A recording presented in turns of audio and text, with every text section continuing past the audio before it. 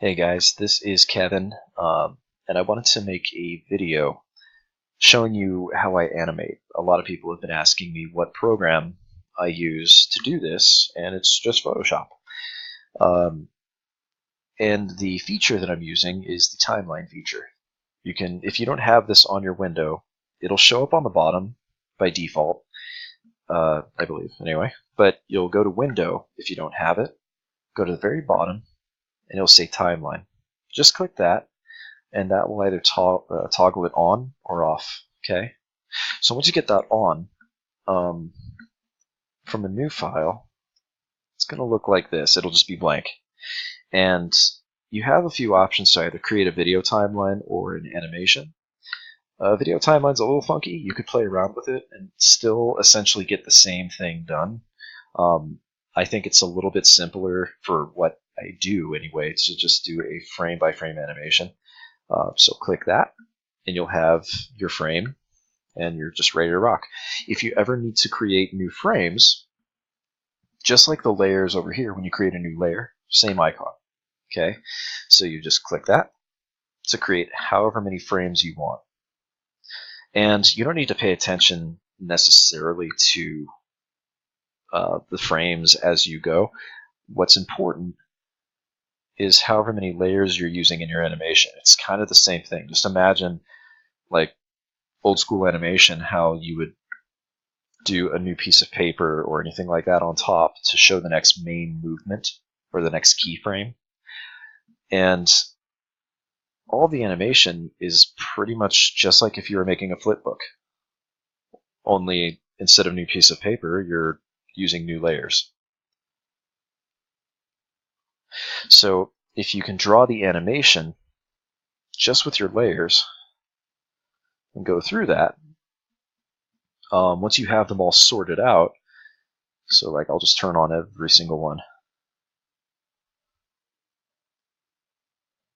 Actually, no, I won't. That's going to be a pain in the butt. I'm not going to do that. There we go. I'm just going to have frame 1, and then, I'm sorry, layer 1 on frame 1. Now this is the key thing, is after you've made your transitions and movement, this is where your frames come into play. You'll select the frame that you want, and just to keep it organized, I name my layers the same number as the frame. So frame 2, I turn on frame 2. And all the other layers, I make sure that they are hidden. Okay, you don't want to delete any layers, just make sure they're hidden. Because I think, I can't remember now, and I don't want to mess this thing up, but I think if you would delete a layer, it actually deletes from the whole file. So just hide them. So in frame 1, layer 1's showing.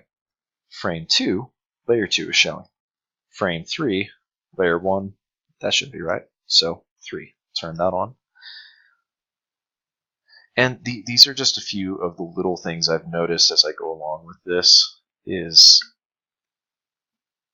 there will be little annoying things like layers turning on that shouldn't be. You might just have to go back and turn those on or off. And again, that's why it helps me keep it organized by naming my layers with the frame that they should be in, so that I know what belongs and doesn't belong. And I'm actually working on frame 9 now. But if you go through that process, you can play at any time just by hitting the play button, or space, I think even does it if you click it. It'll kind of give you a preview. Now, the one thing that I would warn you about ahead of time is, even though it looks slow, like so, I'll just put no delay for all of these and show you what happens. And it may not be what you think. So I'm going to hit play again. And it actually doesn't look bad, right? Looks kind of, still looks smooth for no delay. Now, if I were to save this as a GIF, it would be freakishly fast. Photoshop still adds a slight delay, so just be forewarned. I always add 0.1 seconds to each frame, just to give it enough of a delay between frames to where you can actually see what's going on. Because, The animation of half of that is seeing what's happening. It's kind of important. Anyway, so if you mess around with these things long enough, you'll get the hang of it really quick. I promise that's the trick. But just remember, just the takeaway is you're animating using your layers, and they'll be in every single frame. It's just a difference of what's showing and what's hidden. And just to keep it organized, name your layers the same number as their frame, and you should be good to go. At that point, if you've ever messed with a flipbook, it's pretty much the same principle. Anyway, guys, I hope this is helpful.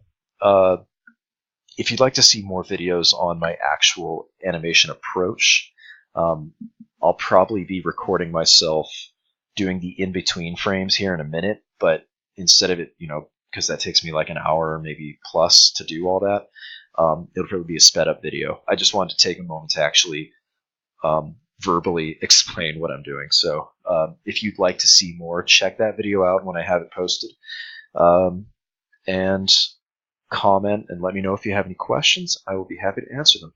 Anyway, take it easy, have fun animating, and I will talk to you later.